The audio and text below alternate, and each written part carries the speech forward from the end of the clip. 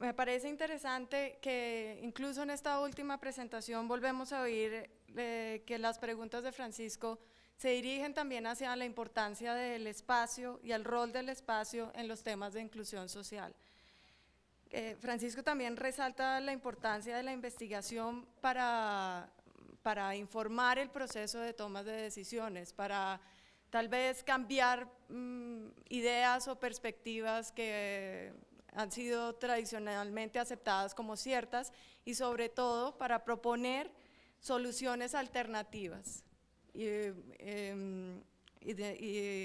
políticas alternativas que lleven avances en los temas de inclusión.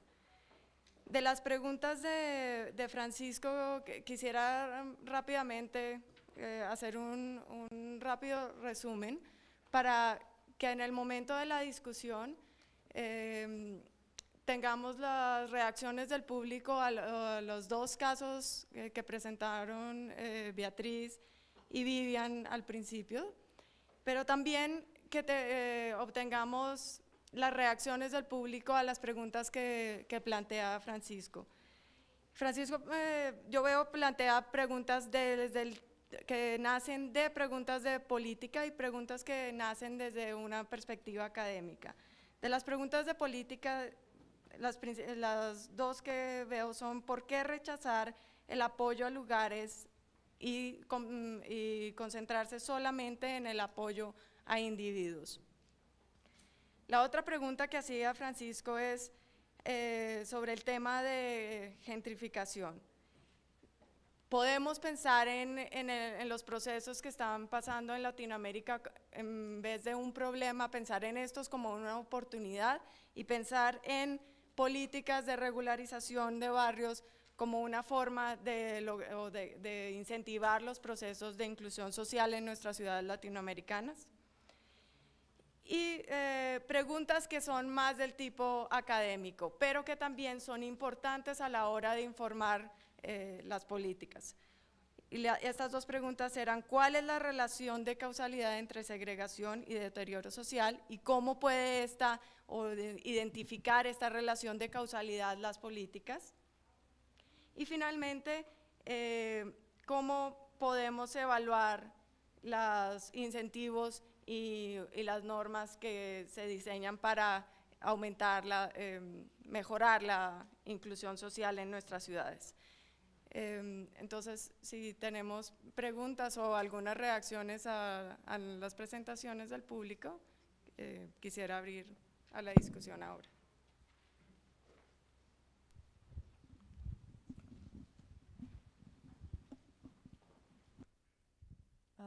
Esta es una pregunta para Beatriz White. Yo quisiera saber cuál fue la participación del sector privado en todo lo que lograron hacer ustedes en Medellín.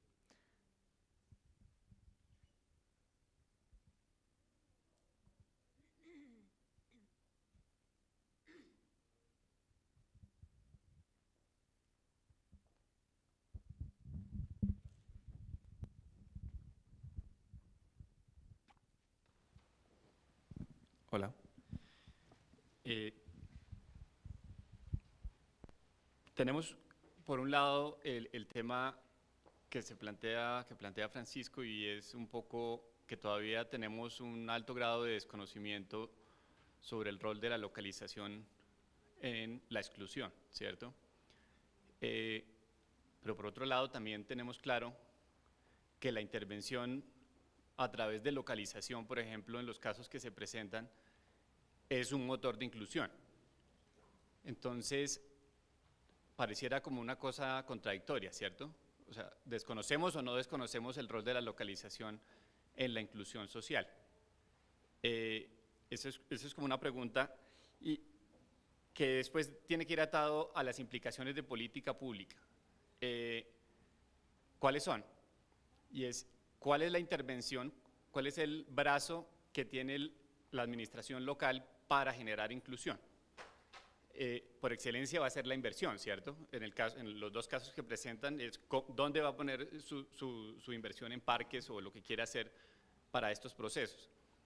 Y entonces llega uno a un punto, y es que la manera como tomamos las decisiones de inversión pública no tienen detrás un soporte que esté asociado al análisis de inclusión social. En general, en América Latina, la política de lucha contra la pobreza es una política que está orientada a las habilidades de las personas, las habilidades individuales, ¿cierto? Es decir, educación, por ejemplo, salud, ¿cierto? Hogar, ¿cierto? Pero por otro lado, hay una disyuntiva aún peor, que es que está desalineado la forma como hacemos la política contra la pobreza. Y quienes piensan en la lucha contra la pobreza, la lucha contra la pobreza es la más avanzada en América Latina, y posiblemente América Latina tiene los análisis más avanzados de lucha contra la pobreza a nivel mundial. Las redes de protección social, por ejemplo. Pero lo que pasa es que esta gente que trabaja en eso no tiene una mentalidad de espacio. Entonces, la pregunta para ustedes en el panel y para todos en general es, ¿qué hace uno para empezar a crear una convergencia entre esa lucha contra la pobreza basada en habilidades y la lucha contra la pobreza basada en lugares?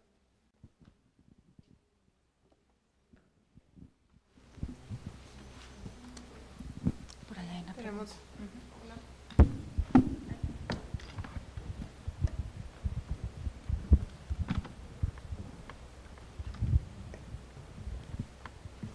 Gracias, Catalina Vanegas de Planeación Medellín. Trabajo en la coordinación del Observatorio de Políticas Públicas que tiene la alcaldía. Un poco con las reflexiones que nos hace Francisco, siempre nos hemos cuestionado desde el seguimiento que hacemos en los observatorios sobre las cifras que fácilmente o a veces no con tanta facilidad obtenemos del territorio. Es posible mostrar estadísticas de los indicadores de espacio público, del número de viviendas, de cómo estamos en materia ambiental, donde estamos, digamos, con problemas de zonas de riesgo, pero normalmente tomamos decisiones con el desconocimiento absoluto sobre la sociedad para la cual intervenimos.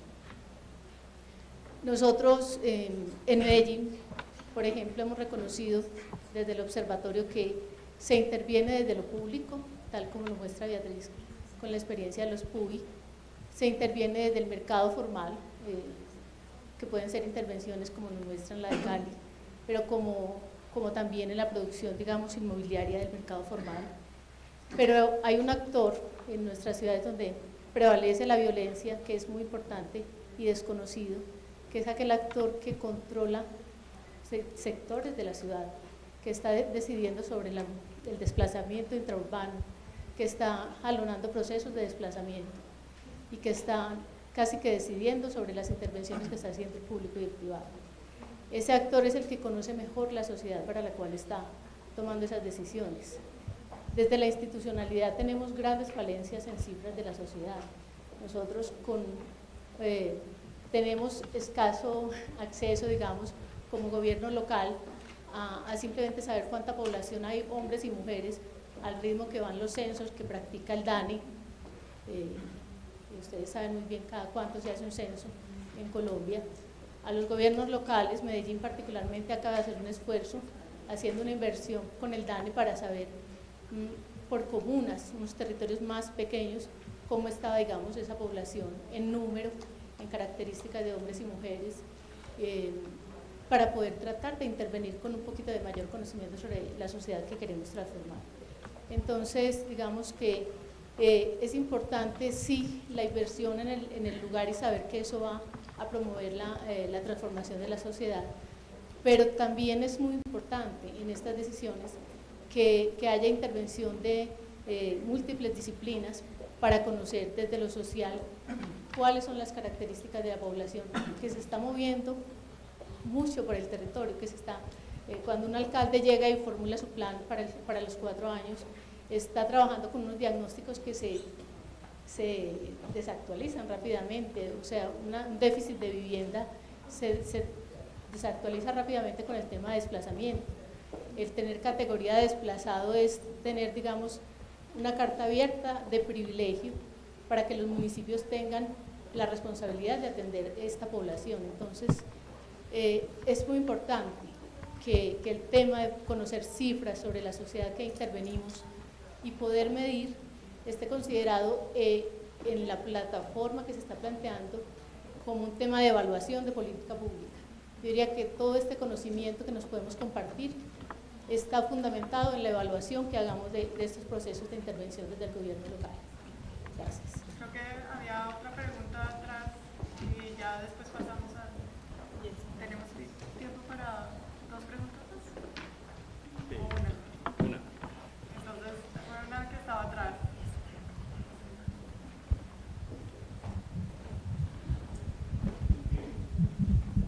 Gracias, Julio Linares, docente de descentralización en Bolivia. La situación en el lugar donde vivo, que se llama La Paz, capital de nuestro país, es muy particular. Para los que conocen, seguramente hay algunas personas que han ido a La Paz, esta ciudad está en una hollada, en un hoyo que se ha creado hace muchos años. Ahí, cuando uno llega al aeropuerto, sigue en el taxi, se puede parar a los 5 minutos y va a ver La Paz en un hoyo donde están viviendo más de 1 millón de personas. Ahí arriba se llama El Alto, ¿no? Y esta ciudad, que es otro municipio, nació a partir de de esos famosos planes de vivienda que existen, los años 60 o 70, a estos fabriles, los llevaron allá en miles de casas de planes de vivienda, muy parecidos a una foto que vi por ahí. Y bueno, pues hubo un político muy inteligente, entre comillas, que en los años 80 dijo porque estos planes de vivienda que comenzaban a llenarse de miles de personas, que además son las personas que emigran del campo porque ya no hay espacio en la ciudad de La Paz, comenzaron a aglutinarse ahí la gente y hubo este político que dijo, bueno, hagamos otro municipio, y hicieron un municipio por los años 80, ¿no? Y es un municipio que crece al ritmo que crecen las ciudades en Latinoamérica, y bueno, pues si La Paz tiene 1 millón de habitantes, ya El Alto, que casi no se diferencia de La Paz porque tenemos metros de separación, uno sabe dónde empieza La Paz y termina El Alto, ya tiene más de 1.200.000 personas, ¿no? El Alto es una ciudad que ha crecido muy desordenadamente, que es muy pobre, su alcaldía es demasiado pobre, tiene más gente que la ciudad de La Paz, pero no puede tener ni la mitad del presupuesto que tiene el municipio de La Paz. Entonces uno claramente ve las diferencias. Todas las fachadas en El Alto son de ladrillo, no están terminadas, no hay lugares de espacios públicos, no tienen empleo. Se calcula que alrededor de 400.000 personas salen del Alto todas las mañanas y van a La Paz, y voy a hablar como hablan con las personas que se quejan, ¿no? Dicen, vienen a los salteños, porque así los llaman, a usar nuestros servicios, a usar nuestros parques, a usar nuestros empleos. Entonces, esa es la queja que tienen los paceños, y los salteños, en una forma de vengarse cuando tienen algún problema, lo que hacen es, porque El Alto es la puerta principal para entrar a La Paz, lo que hacen es bloquearnos, ¿no? Entonces, ha habido un montón de veces en las que no hemos tenido combustible, porque ahí están las industrias, no hemos tenido comestibles en alguna ocasión. Entonces, hay esta rivalidad que es tan grande que incluso gente que ya tiene cierto poder económico en El Alto, cuando baja a La Paz y va al cine, nunca va a decir que es del Alto, nunca dice que es salteño, ¿no? A ellos les da pena decir que son alteños. Entonces, hay este grado de exclusión que tiene el paceño hacia el alteño, ¿no? Y son metros de distancia que tenemos, ¿no? Y es más, como les decía, hace 30 años ellos eran paceños también, ahora son alteños.